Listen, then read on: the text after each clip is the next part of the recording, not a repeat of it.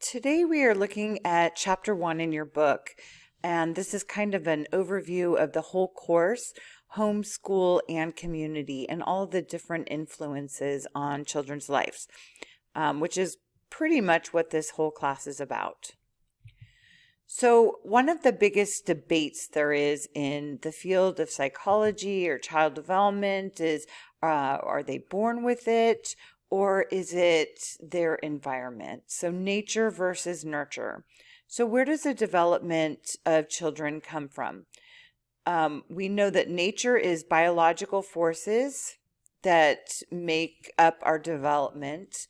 So how we are born, our DNA, our genetic code from our biological parents. And then nurture are the conditions and supports provided by the environment.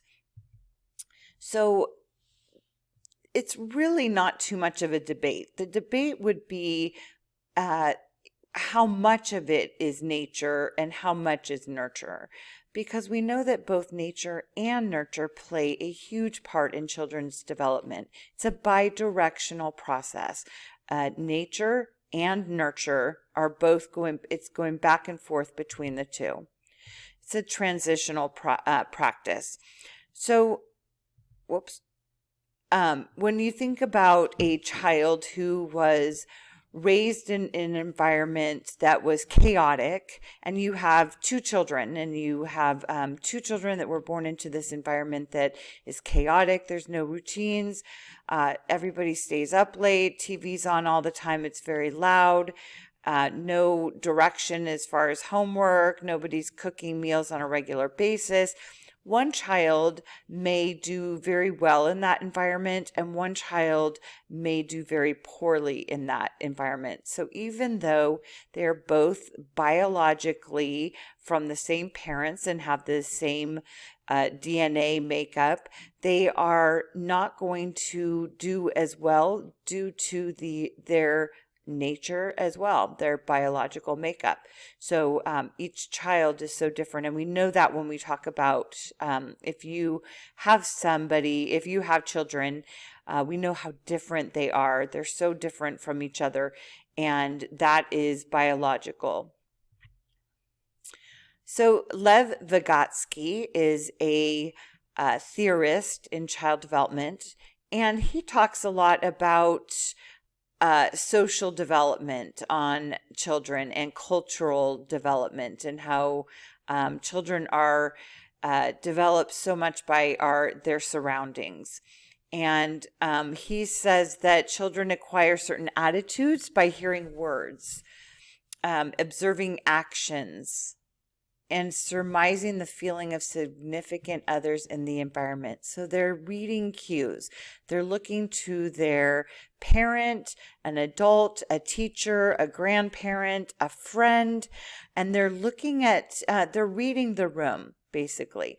And you can see that if you ask a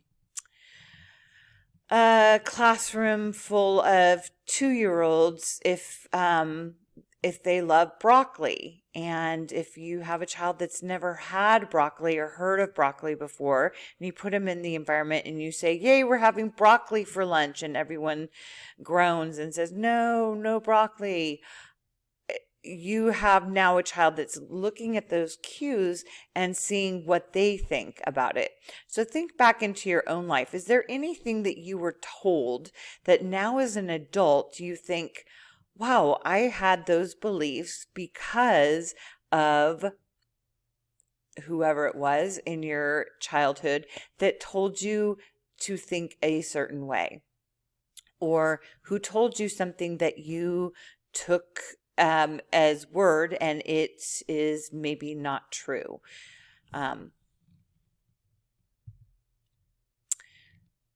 When we also look at children, the majority of their time is being spent at home or at school. So at home, the early beginnings are really important. What they are surrounded with, who they are surrounded with. If you think about influences on their development, what kind of parents, guardians, adults that are raising them, who are they? So we look at their influences as being the adults and the relationships that they are forming in their beginning years. And I have a little prompt here that says swearing. If you think about children who pick up words, you can think about how fast they pick up words. I know my oldest daughter was 18 months, and we had been watching rated R movies in her presence, but she was like 1 to 1.5, and we thought she was really too little to pick up on that until she said a bad word as she was playing, and we realized, oh, we should not be watching this around her. So school, when they get into school and they become school age, they have a definite self-worth tied to what others around them think. So the teacher's view, the other children in the classroom's view, the other parents, the principal, the whole, how the whole school reacts to them is when they have a view on culture and families, it is prevalent, and it is worth exploring before the child enters a school to see what kind of environment they're going to be in, because their self-worth is very much tied to the teachers and peers in their classroom. And then we know that also children who are with teachers that are negative or have a negative attitude about a child, the child will start acting in self-fulfilling prophecies. So a child thinks a student is dumb, not able to do math very well, not very bright, and the child picks up on that, and the child will have a very hard time being able to complete the work because they are self-fulfilling prophecy of the teacher's attitudes.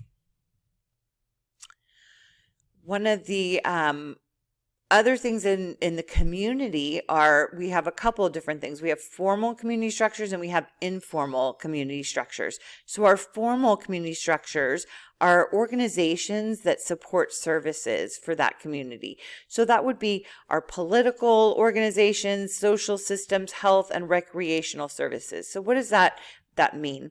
So different states, different counties, different cities have different services for children, for families. So if we look at a rural area and their transportation system, how developed is it for children that don't have transportation?